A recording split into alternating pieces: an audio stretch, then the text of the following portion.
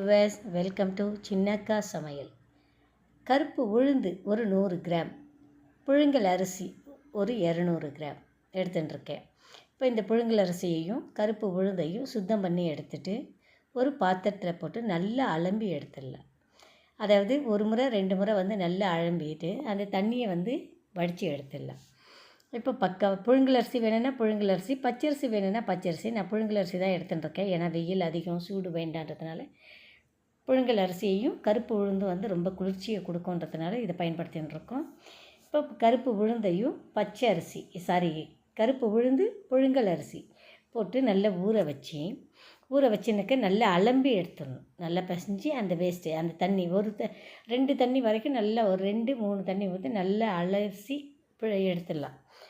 எடுத்துகிட்டு இப்போ பாருங்கள், நல்லா பளிச்சுன்னு நம்ம தண்ணி ஊற்றிட்டோம். இப்போ இந்த தண்ணி பார்த்திங்கனாக்கா இதோடு அப்படியே கொட்டி தான் நம்ம கஞ்சியாக நம்ம செய்ய போகிறோம். அதனால் ஒரு அரை மணி நேரம் நல்லா ஊறட்டும். அரிசியும் அந்த உளுந்து கருப்பு உளுந்தும் ஊறட்டும். இதில் பார்த்திங்கனாக்கா கொஞ்சம் 1 ஸ்பூன் அளவுக்கு ஜீரகம், ஒரு அரை ஸ்பூன் அளவுக்கு வெந்தயம், இதையும் போட்டு நம்ம அதிலையே ஊற வைக்கலாம். வெந்தயத்தை அப்படியே போடாமல் ஊற வச்சு நம்ம போடும்போது நமக்கு கசப்பு தெரியாது. அதனால் அரிசியோடவே வெந்தயம் நல்லா ஊறட்டும். அது வரைக்கும் ஒரு அரை மணி நேரம் வெயிட் பண்ணலாம். அரிசி நல்லா ஊறட்டும். ஊறினதுக்கப்புறம் பார்த்துக்கலாம். இப்போ இந்த உளுந்து கஞ்சி பார்த்திங்கனாக்கா ரொம்ப இப்போ இருக்கிற வெயிலுக்கு ரொம்ப இதமானதும் கூட, அதே போல் ரொம்ப சத்தானதும் கூட. அந்தளவுக்கு இந்த கருப்பு உளுந்தில் இருக்குது. இப்போ பாருங்கள், நல்ல உளுந்து நல்லா அந்த உளுந்தும் அரிசி நல்லா ஊறிடுச்சு. ஊறினதுக்கப்புறம் அந்த தண்ணியை வேறு ஒரு பாத்திரத்தில் வடி போட்டு எடுத்து வச்சுக்கலாம். தண்ணியை வீணாக்க வேண்டாம், ஏன்னா வெந்தயமெல்லாம் ஊறி இருக்குது.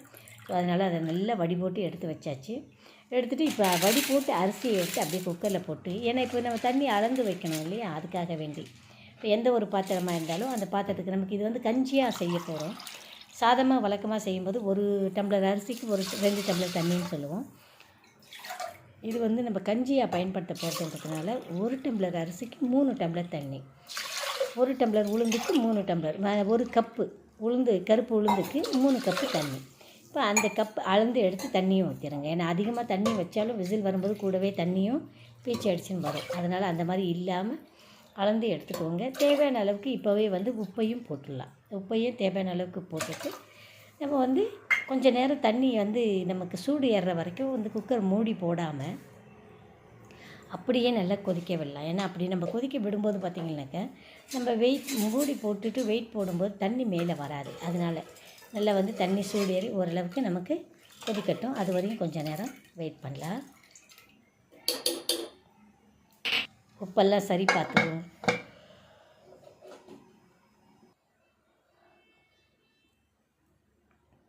பாருங்கள், நல்லா கொதிச்சிருச்சு. இப்போ இந்த மாதிரி கொதித்த ஒரு நல்ல தருணத்தில் மறுபடியும் ஒரு முறை டேஸ்ட்டு பார்த்துருங்க. சால்ட்டு டேஸ்ட் பார்த்துட்டு, ஆமாம், இப்போ நம்ம பார்த்துட்டு அதுக்கப்புறமா மூடி போட்டு விட்டுருங்க. இப்போ நம்ம அந்த மாதிரி பயன்படுத்தும் போது நமக்கு மேலே தண்ணி வராது. விசில் வரும்போது தண்ணி வராது. இப்போ கொஞ்சம் நேரம் விசிலையும் நம்ம இப்போ நல்லா மூடி போட்டாச்சு. அந்த ஏர் பபிள்ஸ் வர வரைக்கும் வெயிட் பண்ணிட்டு விசில் போட்டு விட்டுடலாம். இப்போ அந்த கருப்பு உளுந்து கஞ்சிக்கு தேவையான சைடிஷ் பார்த்திங்கனாக்கா நல்ல வடச்சட்டியில் எண்ணெய் காஞ்சதுமே பார்த்திங்கனாக்கா அந்த வத்தல் போட்டாச்சு. வத்தல் பக்கா நல்லா எண்ணெய் ஓரளவுக்கு நல்லா சூடேறிடுச்சு. இப்போ இந்த வத்தலை அப்படியே எடுத்து ஒரு பிளேட்டில் வச்சுக்கோங்க. ஒரு பிளேட்டில் போட்டுட்டு நம்ம பயன்படுத்திக்கலாம். அதையும் எப்படி பண்ணுறதுன்னு பார்த்துக்கலாம். இப்போ நல்ல தரமாக வத்தல் நல்லா மலர்ந்து, அதாவது வறுத்து வெளியே வந்துருச்சு. இப்போ இதை அப்படியே எடுத்து வேறு ஒரு பிளேட்டில் எடுத்து வச்சுருவோம். இப்போ அந்த உளுந்து கஞ்சிக்கான இது தொட்டுக்கிறதுக்காக வெறுமனே கஞ்சி சாப்பிட முடியாது. ஒன்று ஊறுகாய் இருக்கணும், இல்லை அப்பளம் இருக்கணும், இல்லை வடை இருக்கணும், அந்த மாதிரி. ஸோ இப்போ அடுத்து பாருங்கள், வீல் சிப்ஸ் அதையும் போட்டிருக்கேன். இப்போ அதையும் போட்டு அதையும் அதே மாதிரி எடுத்து வேறு ஒரு பிளேட்டில் எடுத்து வச்சிடலாம். முதல்ல ஆனியன் சிப்ஸ் போட்டிருக்கேன், எடுத்து வீல் சிப்ஸ் போட்டிருக்கேன். போட்டு நல்லா எடுத்துருவோம். நல்லா மலர்ந்துடும். அதே போல் எப்போவுமே வத்தலை பொறுத்த வரைக்கும் பார்த்திங்கனாக்கா ரொம்ப சூடு எண்ணெய் இருக்கக்கூடாது. வெதுவெதுப்பான சூட்டில் போட்டோம்னா தான் ஒவ்வொரு வத்தலை பார்த்திங்கனாக்கா நல்ல கரெக்டான பதத்துக்கு வரும். இல்லாட்டி சிலது வெந்திருக்கும், இல்லைனாக்கா ஒரு மாதிரி கருகிடும். அப்படி சின்ன சின்னதாகவே இருந்துட்டு கருகிடும். அதனால் இளம் சூட்டில் இதை போட்டு எடுத்துடலாம். ஸோ நல்லா போட்டு ஃபுல் பண்ணி எடுத்து வச்சுருவோம் வேறு ஒரு பிளேட்டில். இப்போ இன்னொன்று எடுத்து வச்சுருக்கோம், அதுவும் பார்த்திங்கனாக்கா வத்தல். அந்த வத்தலையும் அப்படியே கொட்டி அதையும் நம்ம எடுத்து வச்சுக்கலாம். இப்போ நம்ம உளுந்து கஞ்சிக்கு தேவையான வத்தல் சைடிஷை பார்த்திங்கனாக்கா வத்தல், வீல் சிப்ஸு, ஆனியன் சிப்ஸு எடுத்து வச்சுட்டுருக்கோம். இதை எடுத்து நல்லா பொரித்து எடுத்து வச்சுக்கலாம். இப்போ இதை பொரித்து எடுத்து வச்சுட்டு அப்படியே கூட சாப்பிட முடியாது. அப்படியே சாப்பிட்லாம். ஒரு மாதிரி சல்லுன்னு இருக்கும். அதாவது சப்புன்னு இருக்குன்னு சொல்லுவோம் இல்லையா, அந்த மாதிரி ஒரு மாதிரி சல்லுன்னு இருக்கும். ஸோ இப்போ அதுக்கு வந்து நல்ல ஃப்ளேவர் மிளகாத்தூள், வெறும் மிளகாத்தூள் போட்டு சாப்பிட்டோம்னாக்கா அவ்வளோ சூப்பராக இருக்கும். அப்படி வெறும் மிளகாத்தூளை நம்ம போடும்போது பார்த்திங்கனாக்கா வெறுமனே சாப்பிட்றதுக்கு கூட சூப்பராக டேஸ்ட்டாக இருக்கும். பேக்கிங் பண்ணியெல்லாம் சேல் பண்ணுவாங்க பார்த்திங்களா, அந்த மாதிரி இப்போ நம்ம வந்து வெறும் மிளகாத்தூள் போட்டு அதை அப்படியே குலுக்கிக்கலாம். அது எப்படி பாருங்கள், நல்லா ஆற விட்டாச்சு. அதில் இந்த எண்ணெயெல்லாம் வந்து ட்ரை பண்ணி எடுத்து வச்சுட்டு எண்ணெயெல்லாம் ட்ரை பண்ணிட்டோம். இப்போ பாருங்கள், ஒரு பாத்திரத்தில் எடுத்து அந்த சிப்ஸை போட்டு தேவையான அளவுக்கு மிளகாத்தூள் மட்டும் போட்டிருக்கேன். உப்பு அது எல்லா சிப்ஸ்லேயும் உப்பு இருக்குது, அதனால் உப்பு வேண்டாம். போட்டாச்சு. நல்லா கலரி விட்டுருவோம். அதாவது மேலே கீழே குலுக்கி எடுத்துடலாம். மேலே கீழே போட்டு நல்லா குலுக்கி எடுத்தாச்சு. மிளகாத்தூள் போட்டு சாப்பிடும்போது அது ஒரு டேஸ்ட்டு. அந்த கஞ்சிக்கு தொட்டுட்டு சாப்பிடுவோம் இல்லையா, அது ஏன்னா இப்போ கஞ்சி வந்து நம்ம செஞ்சு இறக்கி வச்சிட்டோம்னா நல்லா ஜில்லுன்னு இருக்கிற கஞ்சிக்கு சிப்ஸுங்க காரமாக உரப்பாக சாப்பிடும்போது அவ்வளோ டேஸ்ட்டாக சூப்பராக இருக்கும். வீல் சிப்ஸும் எடுத்தாச்சு. வீல் சிப்ஸுக்கும் போட்டாச்சு. அதே மாதிரி வெறும் மிளகாத்தூள் போட்டு நல்லா மேலே கீழே கிளறி விட்டுருங்க.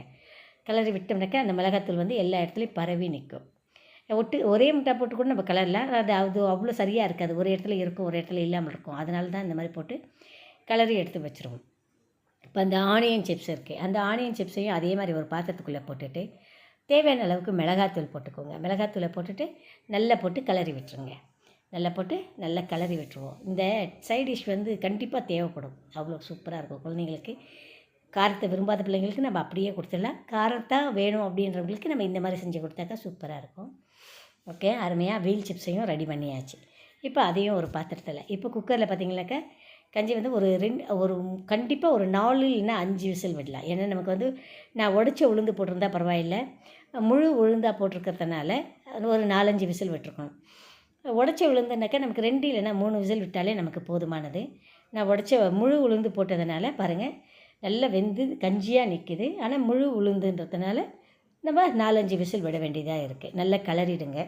கிளறிட்டு கொஞ்சம் நேரம் ஆற விட்டுருவோம். இப்போ இது பார்க்குறதுக்கு அந்த கருப்பு உளுந்தாகவே இருக்குதுன்னு நினைக்கிறீங்க, இல்லை, தொக்கு தான் அப்படி தெரியுதே தவிர உளுந்து வந்து நல்லா வெந்திருக்கு. ஸோ நல்லா ஆற விட்டுட்டு நல்லா வேறு ஒரு பாத்திரத்தில் வச்சுட்டு நல்லா இதை வந்து ஆற விடுங்க. ஆற விட்டுட்டு சின்ன வெங்காயம் நறுக்கி, அதாவது சின்ன வெங்காயத்தை வந்து பொடியாக நறுக்கி போட்டு கிளறிடலாம். இந்த சின்ன வெங்காயம் வந்து செம்மையாக இருக்கும். இது நம்ம சாப்பிடும்போது, கஞ்சி சாப்பிடும்போது பாருங்கள். இப்போ சின்ன வெங்காயம் போட்டுட்டோம். கூடவே வந்து சில்லுன்னு இருக்கிற மோர், நல்லா சில்லுன்னு இருக்கிற மோர் ஒரு பாத்திரம் எடுத்து போட்டிருக்கேன்.